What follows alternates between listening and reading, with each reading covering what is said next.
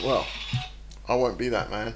Um, just replying. I've already done this video once, so you may see that I've taken it off. My camera's playing up dreadfully, and I'm now using the camera software, so hopefully it may be some improvement. We will see. We will see. Music for bars and weddings. Well, I'm here. I am the bar and wedding cheesy DJ. That's what I like doing best. It's what I've enjoyed the most over the years. I have club DJ'd in the 80s. Done a lot of soul weekenders. We've gone through some of this on the videos previously. I'm a bit long in the tooth for some of the club stuff now, and but I do get called in for special events because it's surprising how many people that are DJing haven't got a clue about what to play for certain themed evenings. In the UK, there's a group of several groups of bars that specialise on like 70s or 60s or 80s nights, 90s nights, and I'm one of those DJs. My bits of advice. My bits of advice. Firstly, I think we need to use terminology on the music. You held up a nice bit of American plastic cheese. I think that would be quite a good idea to call some of the music American plastic cheese. But Brian, really, it's not cheese. No, honestly, it's not. What about a good bit of cheesy English mature cheddar? I don't know, or Danish blue. Oh no, that's already been used. Can't use that one. Um, the good thing, well, I'm going to talk about bars initially. It's really where I cut my teeth. My parents were publicans, and that's where I started. I've gone through this before, but some of the best times was when I've been resident in bars. For example, uh, I started doing a Wednesday and a Sunday night. Everyone else was playing jazz funk.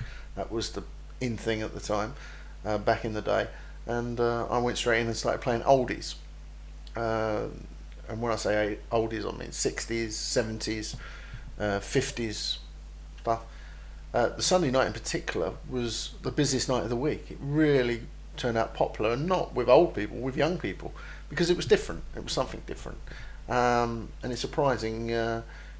People have got taste in music. They do like a varied choice. It's not always about hitting your head against the wall with the beat. Um, Wednesday's slightly different. I've done it as a Motown and Northern Soul evening, so that always went down very well. It gives you a chance to play some of the music you like, something a bit different, everything from Steely Dan to Steel Eye Span, and everything in between. So it's nice. It's almost, I would say actually, being a bar DJ is, in some ways, the nearest to being a radio DJ. You get a lot of requests. You have to be reasonably good on the mic.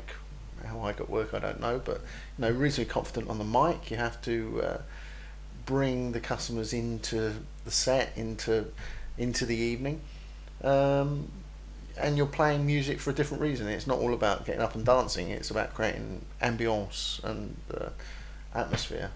Isn't that the same thing? Well, you know what I mean.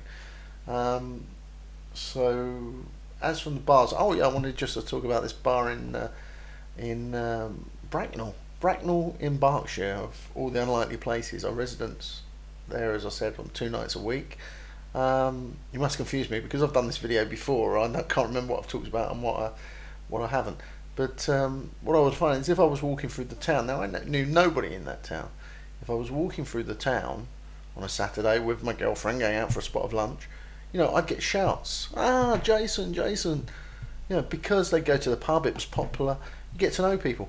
From that, you get loads of weddings, loads of birthday parties, a lot of business. So never be put off by the working in bars rather than nightclubs.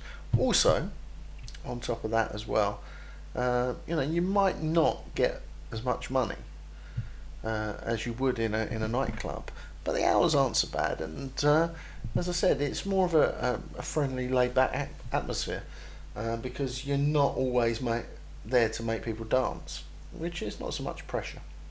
Now, as for the sort of music for that, I think Brian, you were talking about now. That's what I call music and compilations such as that.